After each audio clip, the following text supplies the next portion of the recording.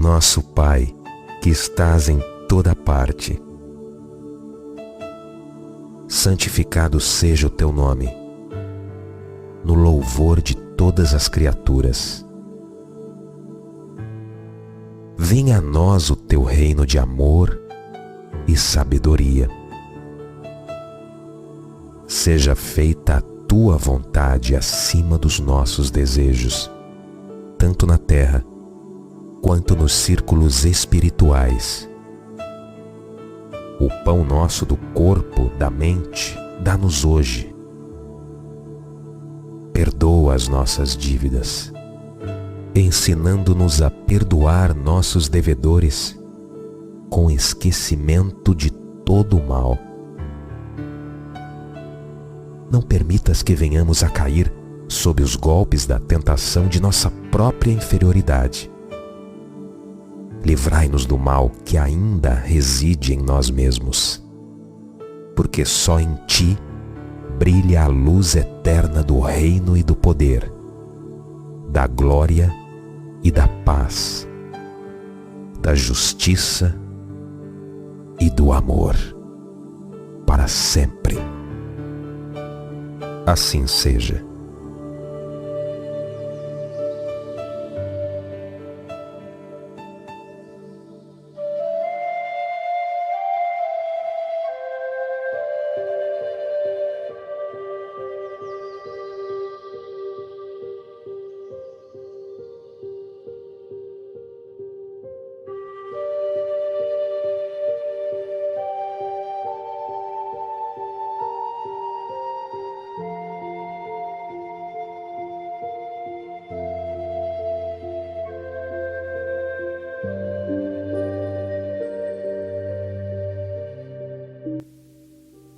O meu bom dia de luz, a minha boa tarde de paz, a minha boa noite de prece.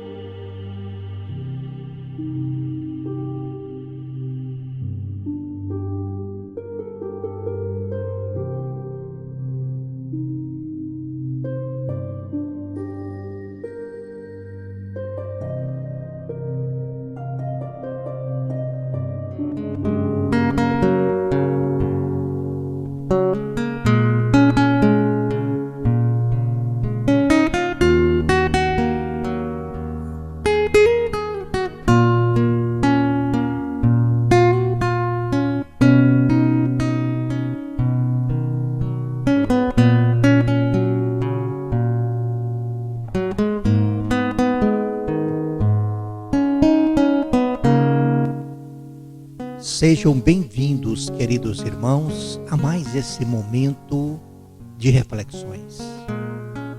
Que as bênçãos do alto possam nos influenciar, nos envolver nesse instante. Meu abraço fraternal a todos vocês aqui se reunindo mais uma vez através das ondas destas reflexões que aqui nós vamos veicular. Para isso, eu convido a todos os meus queridos irmãos, para que me acompanhem em mais um momento de prece. Pai de infinita misericórdia, inicialmente agradecemos, Senhor, profundamente por nos permitir estarmos aqui em mais esse momento, Senhor. Obrigado, Senhor, pelo Teu Evangelho, por intermédio das potencialidades espirituais presente em nossas vidas, Senhor, pelos Seus ensinamentos, pelas Tuas leis, fazendo de nós, fazendo em nossa vida um caminhar de luz. Fortaleça-nos, Senhor, nessa caminhada. Obrigado, Senhor, pelos teus emissários envolvendo-nos nesse instante. Os espíritos amigos, trazendo-nos os eflúvios de muita paz, serenidade, a fim de que assim melhor possamos assimilar a tua mensagem, os teus ensinamentos, Senhor. E melhor também possamos nos sentir fortes o bastante para colocar em prática os teus ensinamentos. Fortes o bastante para vencer em nós as nossas mazelas, as montanhas de dificuldades que ainda precisamos transpor. Obrigado, Senhor, por mais essa oportunidade. E debaixo da tua proteção, com a tua permissão também, nós iniciamos mais um momento de reflexão, a fim de que possamos, Senhor, melhorar a nossa caminhada, o nosso processo de maturação espiritual. Muito obrigado, Senhor. E que assim seja. Queridos irmãos, sejam mais uma vez bem-vindos, não é? Bem-vindos a este momento de crescimento, aonde vamos ser, é claro, sempre somos adubados com as energias do alto. Somos então preparados, estimulados para as melhorias em nós. O Evangelho é sempre este adubo que nos alimenta, que nos prepara, que estimula-nos a crescer, estimulando-nos no crescimento, no processo, permanecendo com perseverança naquele caminho que, sabemos todos nós, não é exatamente tão fácil. Nós sabemos disso. Até porque nesse caminho, quando nele nos encontramos, nós naturalmente temos que enfrentar a nós mesmos, enfrentar as nossas deficiências, enfrentar o nosso orgulho, enfrentar o nosso egoísmo, que ainda, de uma certa forma, se faz forte, manifestando nas horas mais cruciantes, aonde seria um teste para que tivéssemos de sair aí aprovados desse teste, mas nem sempre nós saímos tão bem diante desses testes, e então acaba que a manifestação do orgulho e do egoísmo prepondera. Mas sabemos nós que é muito importante nos manter no processo de melhorias, de capacitação para cada vez mais, com o Evangelho de Jesus, a diminuição dessas forças do orgulho e do egoísmo seja acelerada, seja diminuído realmente essas forças, a fim de que então seja acelerado o crescimento. E todos nós sabemos e estamos habilitados e fomos criados por Deus para este crescimento, para essa evolução, para sermos felizes. No Evangelho segundo o Espiritismo, capítulo 13, esse capítulo que é intitulado lá no Evangelho segundo o Espiritismo, que a mão esquerda não saiba o que faz a direita. No subitem, os infortúnios ocultos. Lá começa nessa mensagem que é muito importante. Aliás, quero lembrar a todos os irmãos que nesse instante está nos ouvindo. Nesse capítulo 13, nós costumamos dizer que é justamente o capítulo que tem condições de nortear a cada um de nós nas atividades sociais.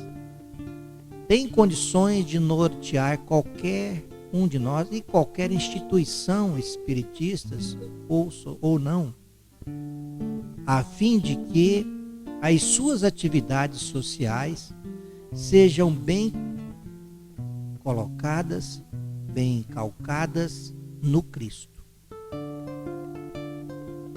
Então, vejamos aí nessa mensagem, aonde inicia dizendo que nas grandes calamidades, a caridade se agita, ela surge e vence, e nós vemos aí generosos impulsos para reparar então os desastres. Mas ao lado desses desastres gerais, há milhares de desastres particulares que passam desapercebidos, de pessoas que jazem num miserável catre sem se queixarem.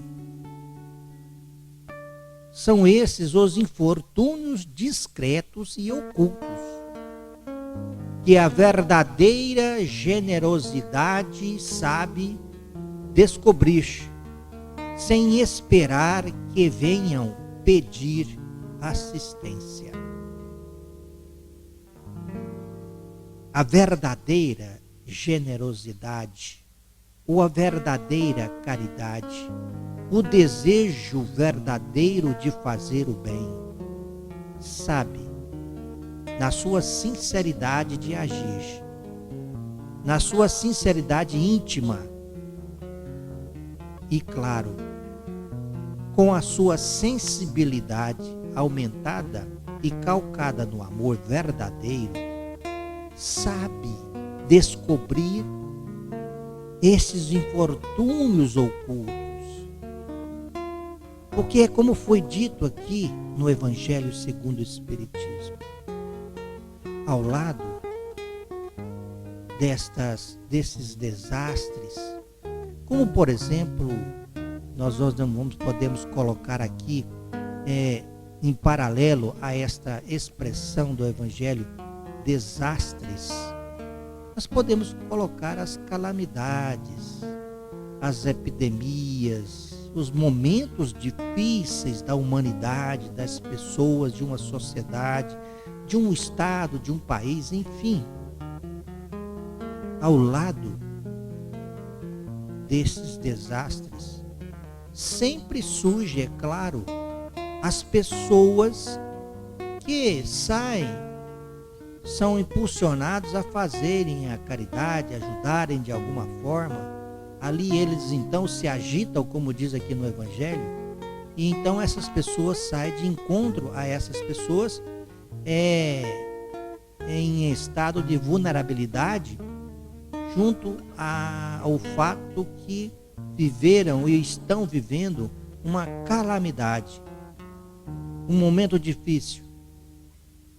Mas esses casos, na maioria das vezes, são os mais evidentes, assistidos por estes que, claro, é muito bom que isso aconteça, assistidos por esses que são impulsionados à prática da solidariedade.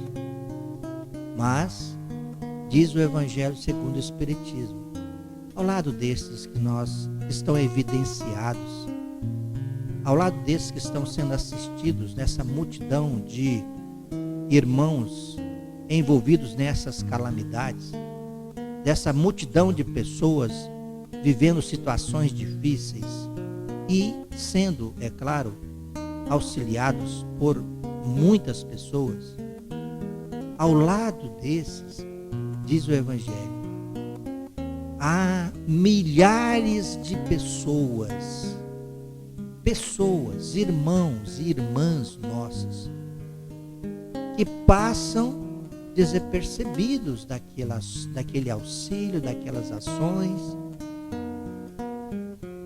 Pessoas que, às vezes, se encontram em miseráveis catres, em pequenas casebres, situações realmente deploráveis.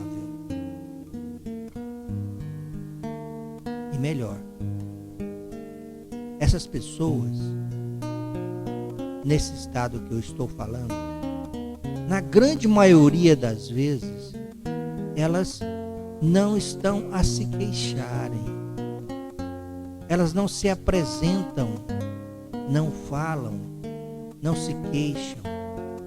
Ficam ali no seu silêncio, a fim de que então, em um determinado momento, essa sensibilidade que nós aqui mencionamos, para quem tem essa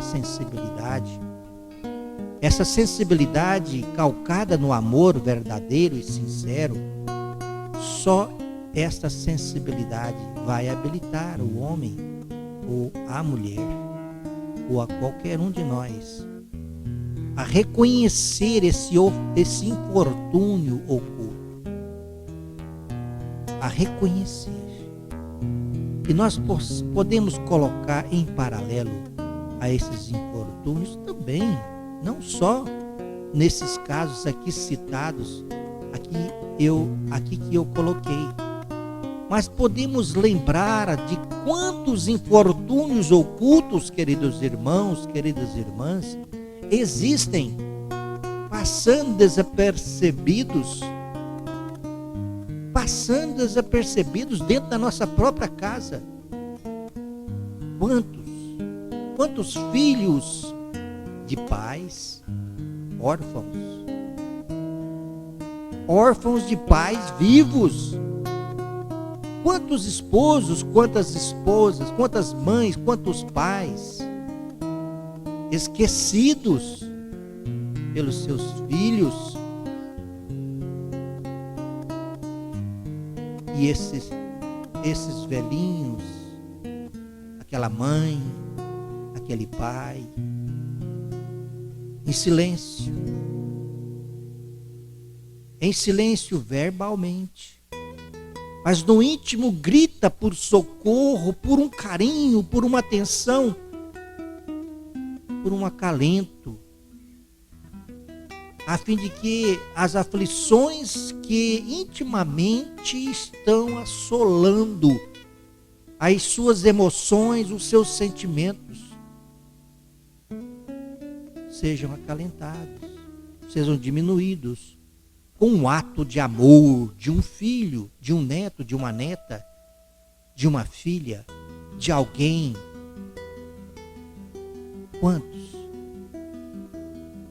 Quantos queridos irmãos nossos, na figura de um jovem enlameado no caminho já das drogas,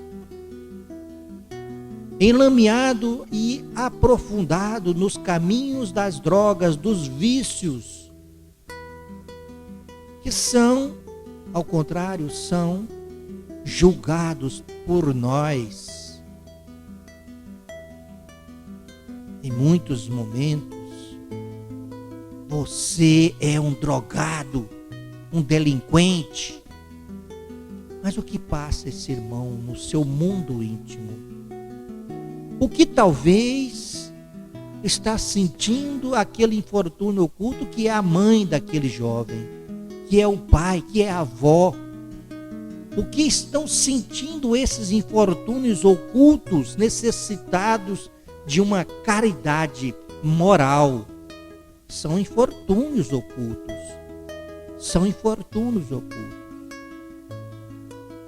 Na sua condição de discretos, ocultos, ali silenciosamente, mas, como eu já havia dito, estão a gritar por socorro, por auxílio. É como se dissessem: me ajudem, me socorram. Eu estou me afogando. Eu estou morrendo. Eu estou sofrendo. Eu não aguento mais. Quantos jovens, quantas jovens, nesse momento, se encontram com pensamentos em suas mentes de suicídio,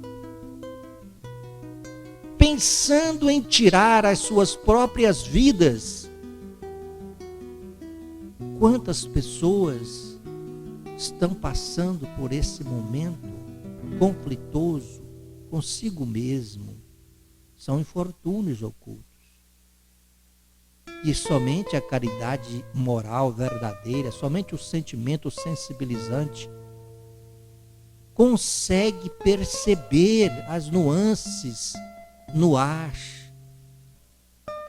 dessas necessidades ocultas que em silêncio, como eu disse, grita por socorro. É preciso orar, nos sensibilizar e ficarmos atentos para estes infortúnios ocultos. Como está no Evangelho segundo o Espiritismo, nessa mensagem, ela coloca o exemplo de uma senhora de ar distinto, de traje simples, mas bem cuidado. Ela se faz seguida de uma jovem que também se veste modestamente. Quem é essa pessoa? Ela entra numa casa de aspecto miserável, simples, onde sem dúvida já é conhecida, pois a porta é saudada com respeito. Para onde ela vai? Sobe até então a água furtada. Lá vive uma mãe, nesta casa que ela está a visitar.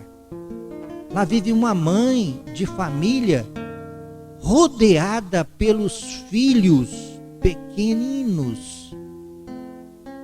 À sua chegada, a alegria brilha naqueles rostos emagrecidos. É que ela vem acalmar todas as suas dores. Todas as suas dores. Então ela traz o necessário, acompanhado de suaves e consoladoras palavras. Eis a importância não só dos bens materiais que ela estava ali levando, mas suaves e consoladoras palavras que fazem aceitar a ajuda sem constrangimento. Pois esses infortunados não são profissionais de mendicância. O pai dessas crianças, o esposo dessa mulher, se encontra no hospital. E durante esse tempo, a mãe que lá está com seus filhinhos em casa não pode suprir as necessidades dos seus filhinhos. E agora, graças então a essa mulher distinta, caridosa, simples, singela e reservada no seu comportamento e no seu vestir e nos seus gestos, graças a ela, essas pobres crianças não sofrerão nem frio, nem fome. Irão à escola suficientemente agasalhadas e no seio da mãe não faltará o leite para os menorzinhos. Se uma entre elas adoece, não lhe repugnará prestar-lhe os cuidados materiais. Dali, então, essa senhora seguirá para o hospital. Ela se dá o trabalho de ir ao hospital, aonde lá está aquele pai de família internado. Vai lá levar ao pai algum consolo e tranquilizá-lo quanto à sorte da família. Vai lá dizer para ele: olha, tranquilize-se, meu irmão. Tranquilize-se, meu irmão. Os seus filhos, a sua esposa estão bem cuidados. Eles receberam o apoio necessário. Acalma aquele irmão, a aflição daquele pai de família. Acalenta o íntimo dele, dizendo: acalme-se, meu irmão, está tudo certo. Sua esposa, seus filhos, acalme-se. A aflição dele foi acalentada. E ele então se tranquiliza para que, se melhor, possa, o mais rápido possível, possa se recuperar e voltar à ativa, cuidar da sua família. Não lhes pergunta, essa senhora não tem a postura de perguntar para esse homem, para aquela mulher, para esta ou aquela pessoa que ela está ajudando. Não pergunta qual a crença, qual a sua religião. Não pergunta pelas suas opiniões. Porque para ela, para essa senhora do bem, todas as pessoas, todos os homens, são irmãos e filhos de Deus, independente de crença, de credo, independente de condições raciais ou financeiras, social. Para ela, naturalmente, são todos irmãos, filhos de Deus. E no final da visita, ela diz a si mesma: comecei bem o meu dia. Qual é, então, o nome dessa mulher? Onde ela mora? Ninguém sabe. Para os infelizes aos quais ela assiste, ela tem um nome que não revela a ninguém, mas é um anjo. Ela é um anjo. Na palavra aqui figurada, dizendo para as pessoas assistidas ali, ela é um anjo. Um anjo da consolação. É simples assim. E então, assim, à noite, um concerto de bênçãos se eleva em oração, em agradecimento. Essas pessoas oram por ela. Oram por ela ao Criador, rogando ao Criador as bênçãos para ela. Pessoas que são católicas, outras judeus, protestantes, todos a bendizem. Todos a bendizem. O anjo do bem. O anjo da consolação. E uma lição interessante que ela traz para nós pais. Porque se veste tão simplesmente. Para nós que nos entregamos ou desejosos de auxiliar também, e devemos ter sim esse desejo, perguntamos, no Evangelho é perguntado: por que se veste então simplesmente quando ela vai ali ajudar, visitar aquela pequenina casa, aquela família, levar o auxílio para aquelas pessoas? Por que ela se veste tão simplesmente? Para não ferir a miséria com o seu luxo, com uma roupa luxuosa, com as joias em seu corpo adornados. Porque também, porque se faz acompanhar, olha bem, por que ela naquele momento em que vai auxiliar aquelas pessoas, ela faz questão de levar a filha dela, adolescente, para lhe ensinar como se deve praticar a beneficência. Ela se dá o trabalho. Eis aí o papel também de nós pais, de na prática ensinar os nossos filhos com o nosso exemplo, ensinar os nossos filhos e filhas na prática do bem, mas com exemplo, levando-os, deixando-os participar desse ato de amor.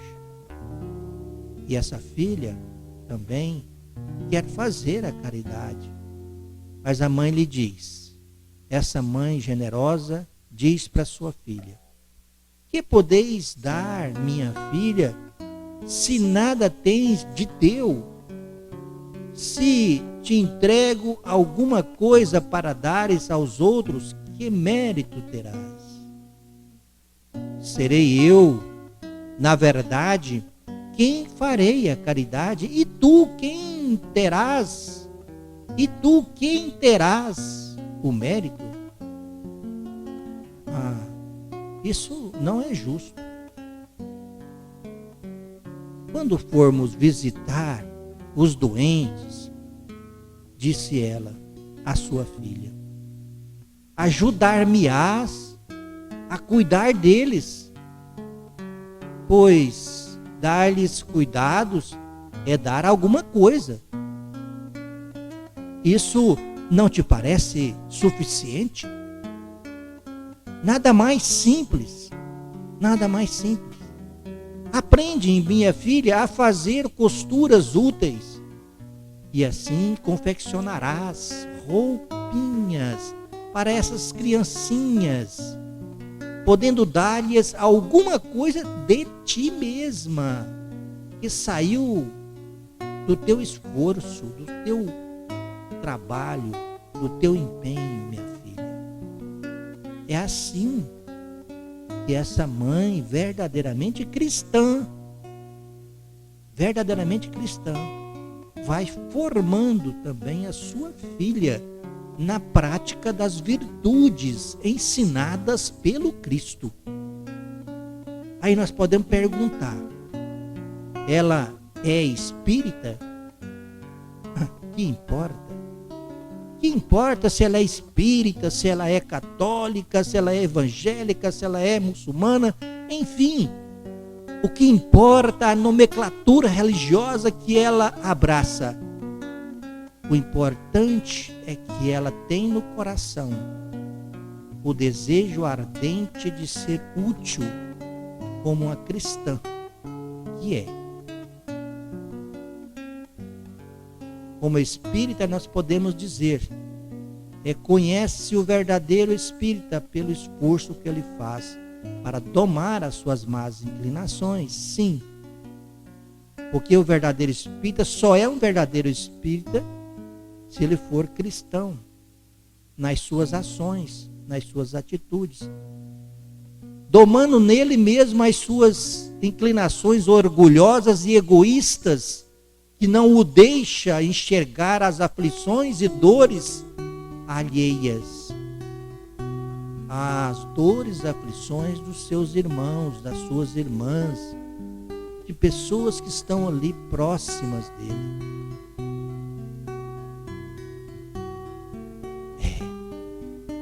Eis a lição, queridos irmãos e queridas irmãs. Lição esta que nos ensina a trilhar os caminhos da caridade, verdadeiramente o caminho da caridade. Lição essa que nos ensina como praticar a caridade.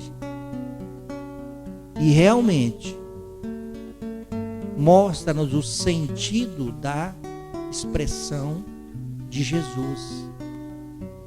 Quando diz que recomenda, aliás, que a mão esquerda não saiba o que faz a direita. De que adianta o proselitismo? De que adianta divulgar os nossos, entre aspas, gestos caridosos, tomando o cuidado para que as pessoas os enxerguem, para que sejamos prestigiados aos olhos das pessoas, aos olhos da sociedade? Mas lembra-nos a espiritualidade amiga. A estes já recebeu aqui mesmo na terra. Recebe aqui mesmo na terra, que é o vangloriar material, as aquisições de prestígios, estes que não se é bem visto e aprovado pelas leis divinas. E que ao chegar na dimensão espiritual, de repente podemos, se assim estivermos nos posicionando, de repente podemos chegar lá como náufragos, sem nada. Simplesmente sem nada, espiritualmente falando, para apresentar como algo que foi feito de valor espiritual, de valor moral, de aprovado aos olhos de Deus. Reflitamos, meus irmãos, minhas irmãs, na lição de hoje, para que nós possamos avaliar as nossas ações, o nosso comportamento diante dessa multidão de infortúnios ocultos que se faz silenciosamente, gritando por alento e por socorro. Coloquemos o nosso amor, coloquemos os nossos sentimentos aguçados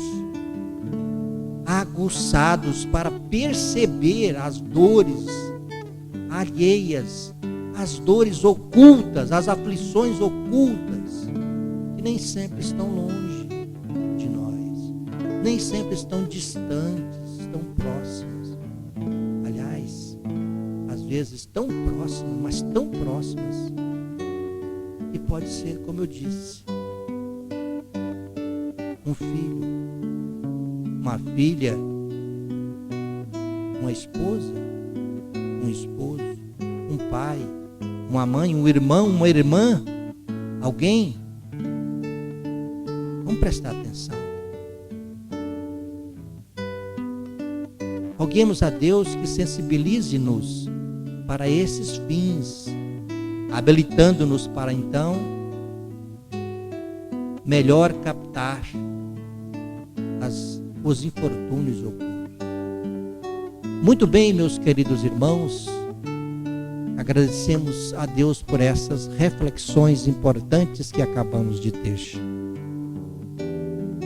E então vamos nos preparar para mais um momento especial.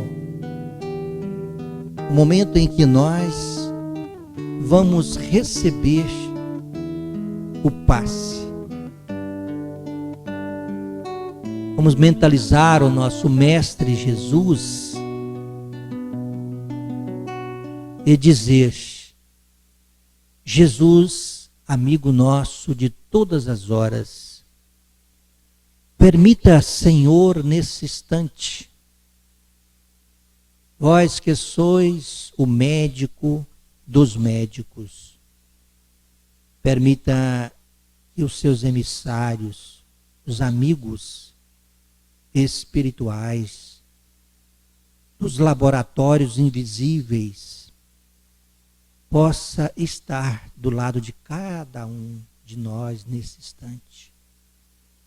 Possa transformar estas águas em remédios salutares para o corpo e para o espírito, trazendo o salutar regeneramento, a importante regeneração de nossas forças para poder caminhar, Senhor, um pouco mais, acertando mais e errando menos, Senhor. Permita, Senhor, que as forças orgânicas sejam aumentadas, mas que, ainda melhor, a resistência ao mal em mim também seja aumentada, Senhor. Que eu tenha a resistência necessária para lutar contra o meu orgulho, Senhor, contra o meu egoísmo, contra as manifestações de tudo que provém do orgulho e do egoísmo.